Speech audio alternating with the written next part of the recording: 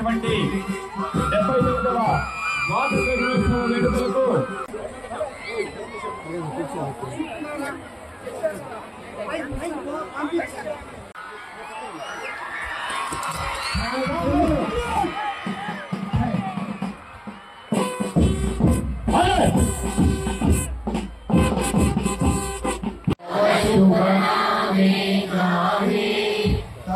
ఇంకోటి 1857లో జాతీయ లక్ష్మీబాయి అవన్నీ చెప్పుకొచ్చారు.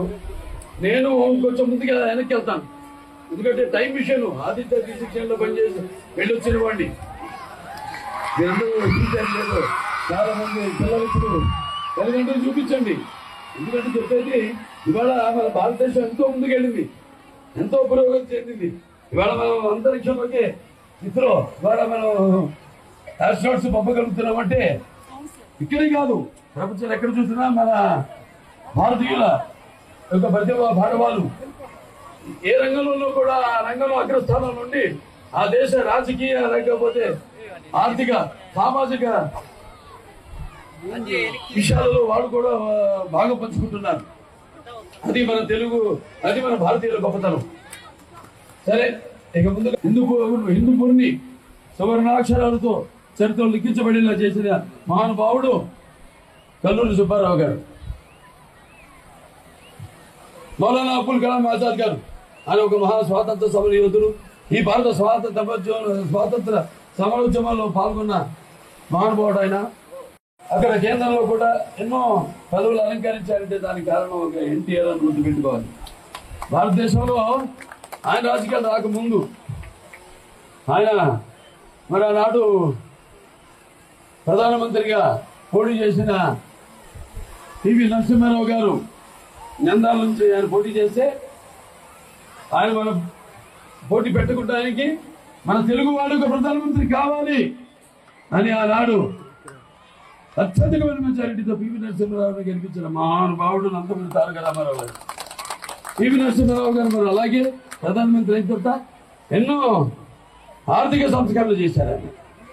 అంటే లిబరలైజేషన్ అంటే ఆర్థికంగా కాబట్టి మనిషికి లేకపోతే డబ్బున్న వాళ్ళకి వాళ్ళు అంటే ఎకానమిక్ డెవలప్మెంట్కి ఆయన ఎన్నో సంస్కరణలు తీసుకొచ్చారు. కానీ ఎన్టీఆర్ తెలుగుదేశం పార్టీ స్థాపించి ప్రజల దేవుడు సమాజమే దేమో అందులో ఎన్నో ఖర్చుకుని అది చాటి చెప్పిన మహానుభావుడు. అలాగే పేదవాళ్ళకి కావాల్సిన కనీస అవసరాల గుడ్డ అవసరాలను తీర్చిన మహానుభావుడు నందమూరి తారక రామారావు. మధ్యలో ప్రభుత్వాలు మారి వాటి నుంచి మాట్లాడదలుచుకోలేదు నేను. తర్వాత మళ్ళీ మన ప్రభుత్వం వచ్చాక ఏదైతే రామారావు గారి కలంలో నిజం చేయడం, ఏదైతే నేను మొట్టమొదటిసారి ఎమ్మెల్యేగా గెలవడం, ఇక్కడ ఆ నీళ్లు హెచ్ఎన్ఎస్ఎస్ ద్వారా గొల్లపల్లి బ్రాంచ్ కెనాల్ ద్వారా హిందూపూర్కి నీళ్లు తాగునీరు ఇవ్వడం, అది నా పూర్వజన్మ సుకృతంగా, అది అదృష్టంగా మీరందరూ నాకు ఇచ్చిన అవకాశంగా భావిస్తున్నాను. ఎన్నో పనులు చేసాం. ఇవాళ ఆనాడు ఎన్టీ రామారావు గారు పారిశ్రామిక వాడ స్థాపించారు. పారిశ్రామిక వాడ ఆయన స్థాపించినప్పుడు ఈ బెంగళూరు ఇంటర్నేషనల్ ఎయిర్పోర్ట్ లేదు. అది ఆయన విజన్, ముందు చూపు. ఇవాళ బోర్డులంతా ఈ భౌగోళికంగా చూసుకుంటే హిందూపురానికి ఎంతో మంచి భవిష్యత్తు ఉంది. వస్తుంది కదా, మొదలైపోయింది. ఏరోస్పేస్ వస్తుంది, ఇంకెన్నెన్నో పారిశ్రామికవేత్తలు మంత్రాలు చెప్తున్నారు ఇక్కడికి వచ్చి. ఈ యొక్క భౌగోళికంగా హిందూపురం కూడా ఎండ అప్పుడు ఎక్కువ ఉంది. 79వ స్వతంత్ర దినోత్సవ శుభాకాంక్షలు. వారికి ధన్యవాదాలు తెలియజేస్తూ మన ఎమ్మెల్యే గారి చేతి మీదుగా రైట్ సార్, ఓకే సార్.